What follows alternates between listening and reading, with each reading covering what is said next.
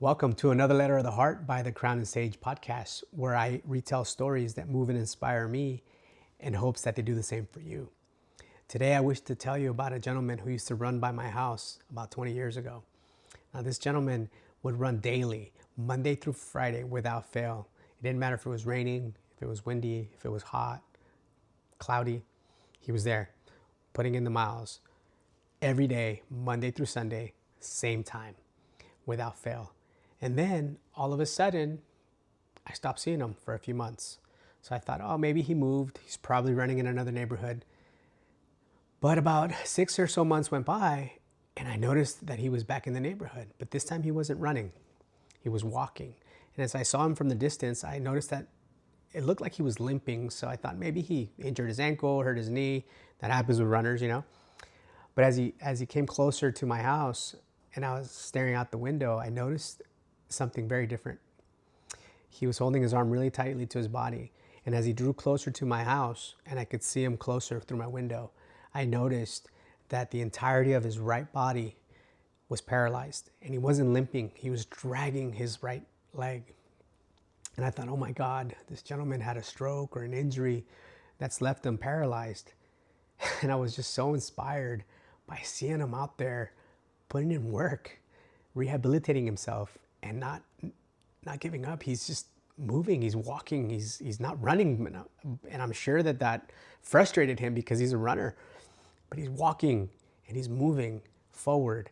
And sure enough, just like he did with running, I'd see him every day, Monday through Sunday, at the same time, without fail, walking. And as the months and the years progressed, his gait improved.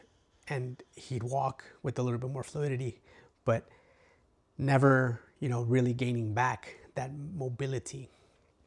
And then I moved neighborhoods. So but I still drive through my old neighborhood, and once in a while I'd see him and he'd still be walking, and just so inspiring. And now a couple of years have gone by and I haven't seen him, but about 2 weeks ago, I drove through the neighborhood with my son and I was telling him about him. I was telling him about this man who was so inspiring to me. And sure enough, as I get to a stop sign, I see him and he crosses my car as I'm at the stop sign, and he's running. He's freaking running now. He hasn't fully recovered his movement in his arm, but he's running. He's not dragging his right leg. He's actually running like he used to. And I bet you without fail, he's running every day at the same time without fail.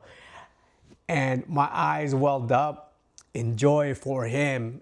And I was so inspired and moved and thought, God, the mind is such a powerful thing. We can make our mind do anything that we set it to. So, I thought, oh my God, where am I limiting myself? This man was paralyzed and he kept moving, and now he's running. Yes, it took years. It's been years, but he committed to it. He never gave up.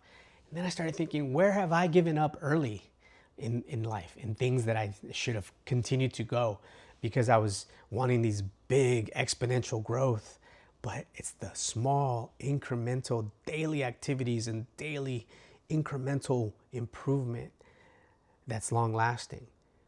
So the question to you is, where can you commit in your life to take small little actions and just measure small incremental growth?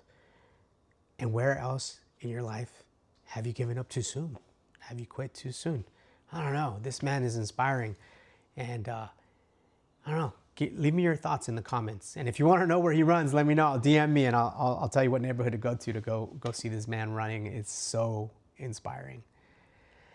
Thank you for tuning in. Thank you for listening to this story. I hope it moves you. I hope it inspires you. I know it does me. And life is beautiful. Nothing but love out there, guys. Nothing but love and compassion.